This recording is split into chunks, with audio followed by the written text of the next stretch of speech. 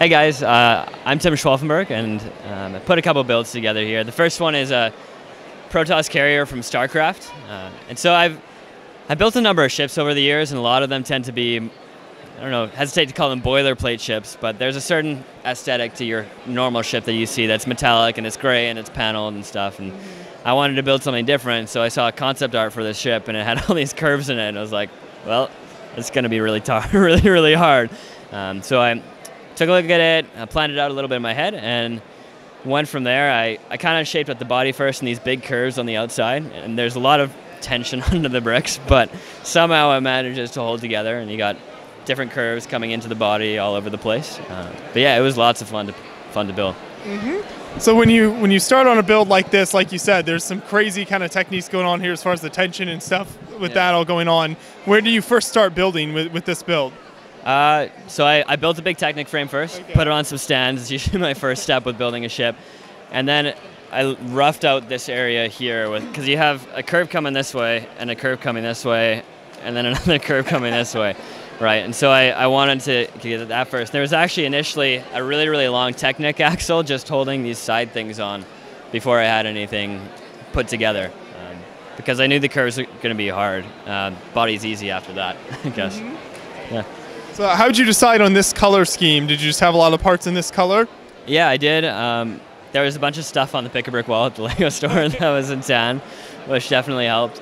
And the actual ships in the game are kind of a gold-silver color, but LEGO only makes so many parts in gold and very few in silver. So the closest thing to that was a tan sort of color. White wouldn't really work. It would be too harsh, I guess, and it's certainly not gray. So tan was a nice middle ground.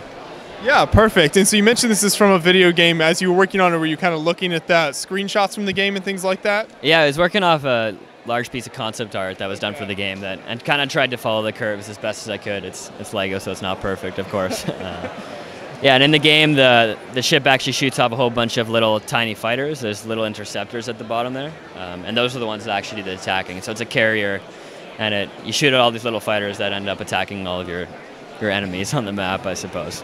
Yeah. Is the structure pretty strong with all those curves and everything, or do things tend to pop off and fall apart as you move it around? It's actually pretty good. You can lift it up and you can carry it on the stands and stuff like that. And I could move it around the table if I wanted to. So I'm not going to, but I could have, which is kind of nice. And I like what you've done here with some of the kind of gold pieces as well. What are some of the pieces used there to kind of accent the build? Yeah, it's just a bunch of Ninjago elements. They have a lot of gold and ninja stuff, and there's the blades. The Protoss in the actual game are almost this high technology race, and they're all elegant, and everything's made with finesse, right? And so, in addition to being all curvy, they have all these like points and swirls and stuff, and having a couple of those pieces got to add to that sort of aesthetic, I guess. When you're working on a build like this, is there a lot of trial and error, like things like the curves, are all different techniques you use in here of kind of trying something and figuring out exactly how it comes together? Yeah, there's a little bit of iteration involved for sure. It was built for September, so put together in about 2 weeks or so, and because of that time frame, I didn't have as much trial and error as possible, but definitely for roughing out the curves, it's trying to get everything to fit. You take it apart and it falls apart, and then you put it again and it falls apart, and put it on again, and then finally the brick math works and it's stable. Yeah. And a beautiful product comes out here, so I think it turned out great, and I appreciate you talking to me about it. Thank you. Thanks for your time.